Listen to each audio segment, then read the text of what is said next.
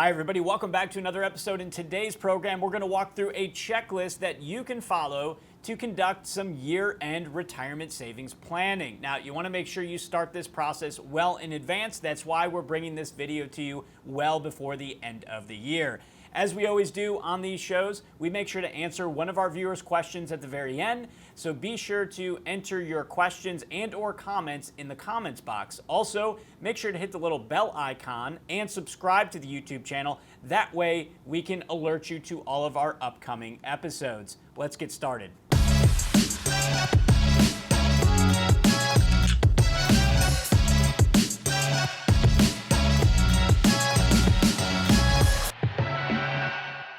We have 5 activities on our end of the year retirement planning checklist. Our first activity is maximizing IRA and employer-based plan contributions. When we say employer-based plans, we're talking about your 401ks, your 403bs, your 457s.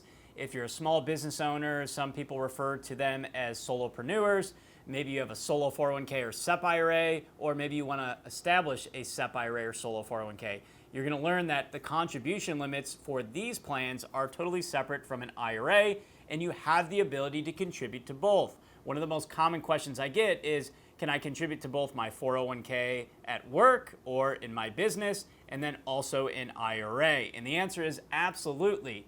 Now, in some instances, if you make over a certain amount and you're contributing to a workplace plan like a 401k or your spouse's, you may not get a tax deduction for your traditional IRA contribution. This is known as a non-deductible IRA contribution.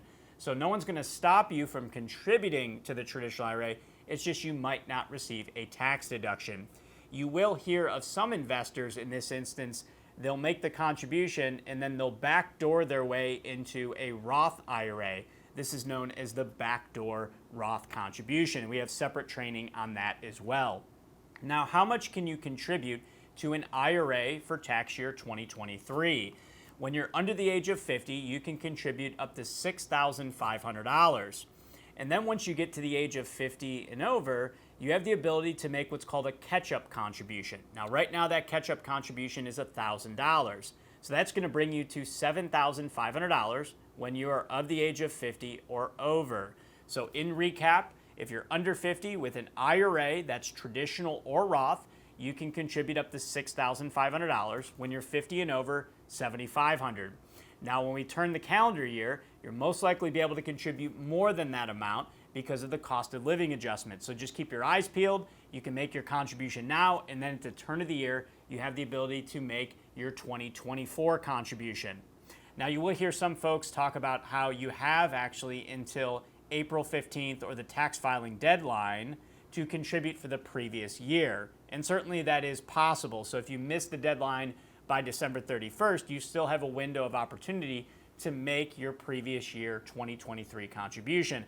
However, a lot of folks that I've worked with, they want to take advantage of compounding interest in the absence of taxation. So they want to contribute as soon as they can. If they can at the beginning of the year, in this case, if you haven't already, you make your contribution now, and then you have the ability to make another contribution at the turn of the year, providing that you have earned income and you meet all the qualifications. The other question I get frequently is, can I contribute to a traditional IRA and then separately max out a Roth IRA? And the answer is you cannot. Combined between the two, you can't exceed the $6,500 or $7,500. Now, you can contribute to both, but again, combined between the two, you can't exceed those amounts. Can you contribute to both a SEP or 401k and then also an IRA? As we talked about, absolutely. So you can max out those two accounts. They're mutually exclusive. All right, now from there, we then talk about the 401k and the SEP IRA or other employer-based plans. These accounts, generally you can contribute much larger amounts than you can in IRA. So a 401k, you can contribute when you're under the age of 50 up to $22,500. And then when you turn 50 and over, you have the ability to make a catch-up contribution. Now, right now that catch-up contribution is $7,500, which is going to bring you to $30,000 when you're of the age of 50 or over that you can contribute to a 401k. Now, some of you might be saying, well, wait a second, I heard with a 401k I could contribute up to $66,000 when I'm under the age of 50 and up to $73,500 when I'm 50 and over? And the answer is yes, you can. What they're referring to is what's called the profit sharing contribution side of the 401k. So with a solo 401k as a business owner, you have the ability to make both an employee contribution and then you have an employer deferral, a profit sharing contribution. And that can be up to 20% of your self-employment income if you're structured as self-employment. For example, you're a sole proprietorship or a disregarded LLC. Or if you're structured as a W-2, then you're going to use 25%. So for example, let's say you're paying yourself $100,000 and you're 50 or over. You can make an employee contribution of $30,000, and then let's use 20% self-employment. 20% of $100,000 is $20,000. So you have the $20,000 employer profit sharing, and then you have the $30,000 employee contribution for a total of $50,000. Now, if you're making enough money, if you're earning enough, then you would have the ability to contribute the full $66,000, or again, when you're 50 and over, up to $73,500. And then lastly, the SEP IRA, you can contribute on a tax-deferred basis up to 20% of your self-employment income, 25% if you're structured W-2, not to exceed $66,000. So if you're making enough money with a SEP IRA as a business owner, you'd have the ability to defer $66,000 and receive a $66,000 tax deduction. Think of the SEP IRA treated just like a traditional IRA from a tax perspective. So the money goes in, you're getting a tax deduction, it's growing tax deferred. When you take the money out, at that point, you have to pay taxes. Now, we're going to talk about this in a moment, but you do have the ability to look at converting these monies into a Roth IRA. So you could convert from your traditional or SEP IRA into your Roth IRA. Okay, let's move on to number 2, which is analyzing the benefits of converting from a tax-deferred IRA, like a traditional IRA, SEP IRA, simple IRA, into a Roth IRA. Now, you do have to keep in mind that there are tax implications associated with going from a tax-deferred account into a tax-free Roth IRA. Now, why do I always bring this up at the end of the year? Well, what I've observed over the years is investors towards the end of the year might look at converting some money now from their traditional to their Roth, and then at the turn of the year, they convert a little bit more money over, and what they're effectively doing is spreading out their tax burden over 2 years. So for example, let's say you had $100,000 in a traditional IRA or SEP IRA, and your goal was to get all of that money into a Roth IRA, get all the taxes out of the way now, so you have the opportunity to grow it tax-free, and when you take the money out after 59 and a half, you pay 0% tax. So let's say you took $50,000 now, converted it over into the Roth IRA. That $50,000 is going to be added to your ordinary income for tax year 2023, and then you're going to pay taxes based on your effective tax rate. So let's say your effective tax rate all in is 20%. 20% of $50,000 is going to be $10,000. So when you file your tax return next year, you're going to have to pay $10,000 in taxes, moving that $50,000 from the tax-deferred account into the Roth IRA. Now the calendar year flips January 1, 2024, and you convert the remaining $50,000.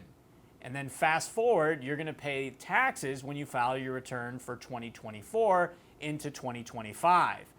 And let's say at that time you're at a 20% effective tax rate, so that's another $10,000 in taxes. So you're spreading out the tax burden over 2 years. Now, if you converted it all now, maybe your effective tax rate ends up being 22% and you end up paying $22,000 instead of $20,000. Now, that was just using some easy math. I'd encourage you to crunch the numbers on your own, maybe even meet with your CPA or tax preparer to determine what's going to make the most sense for you. When you convert money from your traditional to your Roth, just keep in mind that that amount is added to your ordinary income. And then keep in mind, as far as paying the taxes is concerned, most people pay the taxes with non-IRA money. Could you withhold money from the IRA in order to pay the tax? It is possible, but keep in mind that's a taxable event. That money is going to be considered distributed from the account, and if you're under 59.5, there's going to be a 10% premature withdrawal penalty and ordinary income taxes. Additionally, you're going to have less money in the IRA, which means less benefits associated with compounding interest in the absence of taxation. Okay, also on the Roth conversion, keep in mind the backdoor contribution. So if you make too much money, if you're over the modified adjusted gross income limits, you could consider contributing first to a traditional IRA and then immediately converting over to a Roth IRA. Now, why do I say that before the end of the year? Well, keep in mind that the deadline to convert from traditional to Roth for tax year 2023, the deadline is December 31 of 2023. So if you wait until after December 31, any conversion, even if it's before April 15th, tax filing deadline, any conversion in 2024 is going to be for 2024. So if you want to do a conversion from a traditional IRA, SEP IRA into a Roth IRA, and you want that for 2023, you have to do it before December 31. And keep in mind, whether your custodian is Equity Trust or another financial institution, it's really important that you start that process sooner rather than later, because generally financial institutions have very specific deadlines. So if you call up on December 30th or December 31st and you want to do a conversion from your traditional to your Roth, unfortunately that ship may have already sailed for you. All right, number 3, and this is a really important one for those that are well into their retirement years, and that is taking required minimum distributions. Required minimum distributions, we like to, for short, call these RMDs. Now here's the way RMDs work. If you turned 72 in 2023, then your RMD age will be 73. There were recent law changes over the last few years. At one point, the RMD age was 70 and a half, then it went to 72, and now it's 73 years of age. And in 2033, that's actually going to go up to 75 years of age. So you do have to keep in mind that these rules can change over time. So right now it's 73 years of age. What that means is any tax-deferred IRA, SEP IRA, traditional IRA, your tax-deferred 401ks and 403bs, when you turn 73 years of age, you have to begin distributing money from that IRA or from that account based on your life expectancy rate. So there are different life expectancy tables. You can go to the IRS website and find these. In fact, if you're interested in knowing more about these calculations and more specifics, we have a deep dive video on YouTube. You can go to Equity Trust, just look on YouTube, you'll see required minimum distribution video, and you can check that out further. So the long and short of it is any tax deferred account at 73 years of age, you have to start taking money out, not the entire account, but it is a small percentage to start, and then it increases as you get older and older.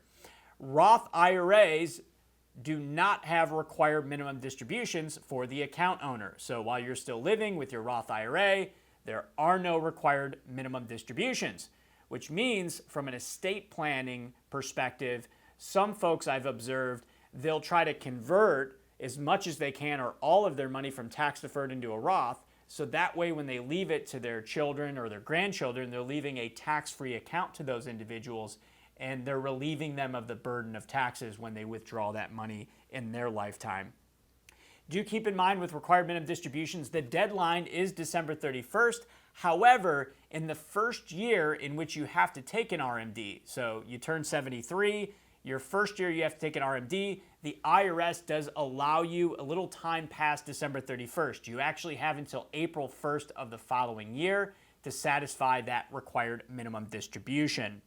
All right, number 4, always make sure, and this is something you could do at the beginning of the year, middle of the year, end of the year, but you want to make sure that you routinely review your death beneficiaries on your IRA and other accounts. Death beneficiaries meaning, do you want to leave your IRA to your spouse, your children, a trust?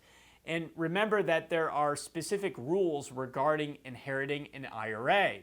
So one of the most important rules to understand, which changed in 2020, is that when you leave your IRA to a non-spouse that is more than 10 years younger than you, that individual, when they inherit your IRA, they're going to have to take all of the money out, all of the assets, all of the cash within a 10-year period. Now they can continue to grow it for 10 years, but then once they get to that 10-year mark, they're going to have to withdraw all of the money. Now again, That's for anyone that inherits your IRA that's not a spouse that is more than 10 years younger than you. So think you leave it to your children or your grandchildren. Know that they're ultimately going to have to take all the money out within a 10-year period, spread out over time, or at 10 years, they're going to have to take all of that money, all of the assets out of the account. Again, that rule changed in 2020. Now, what if you leave your IRA to a spouse, or you leave your IRA to, let's say, a brother that's 2 years younger than you?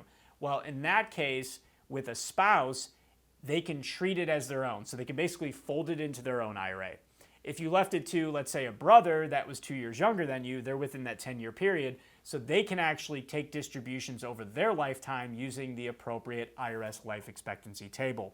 So some different nuances and rules that you have to consider there. We have another training video, in fact, on YouTube that actually dives deep into that as well for you.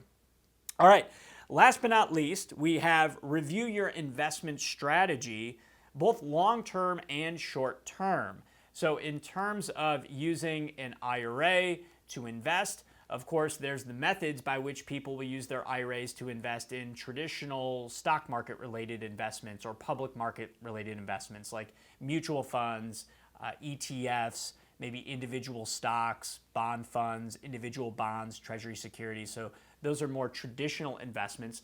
Many equity trust clients prefer to invest in private securities. So many folks come to equity trust to invest in the private markets, investments like real estate, like a rental property, for example, maybe a fix and flip property, maybe a private money loan, lending money secured by real estate to other investors for their fix and flip real estate projects, land investments, beyond real estate, investing in privately held companies, private stock in companies, private equity.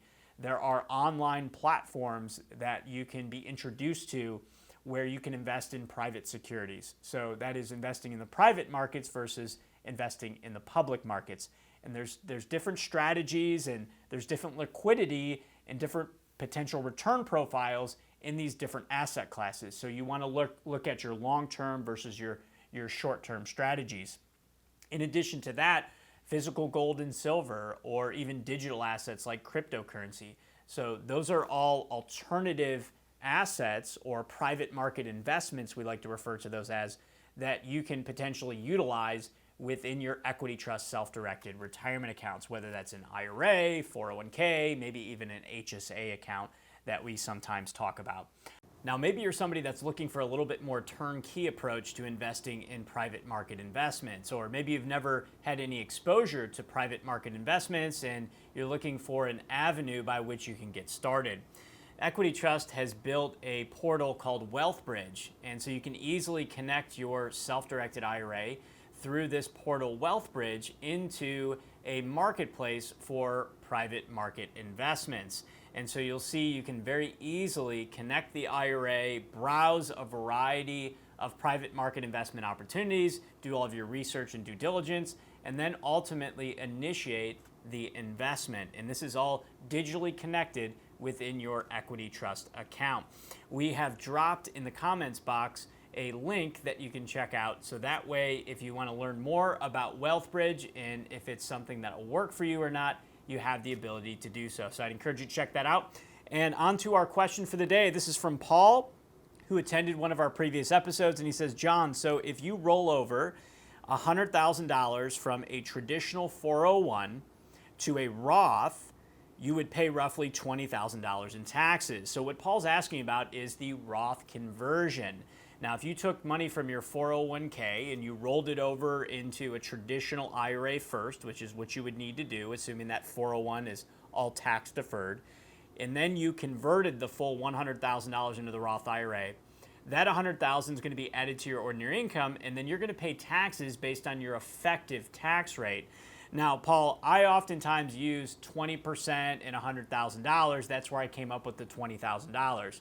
But for your situation, it might be different. Maybe your effective tax rate is 15%. So if we use your same numbers, 15% of 100,000 would actually be 15,000. Or maybe your effective tax rate is greater. Maybe you're at 25%. So 25% of 100,000 is $25,000. So keep in mind that the amount you add to, or the amount you convert from traditional to Roth is added to your ordinary income, and then you pay taxes accordingly. All right, thank you so much, Paul, for that question. Feel free to drop your questions or comments in the comments box below. We welcome and encourage those. Make sure to hit subscribe, the little bell icon. That way we can alert you to all of our upcoming videos. And as we said throughout this program, keep leveraging compounding interest in the absence of taxation.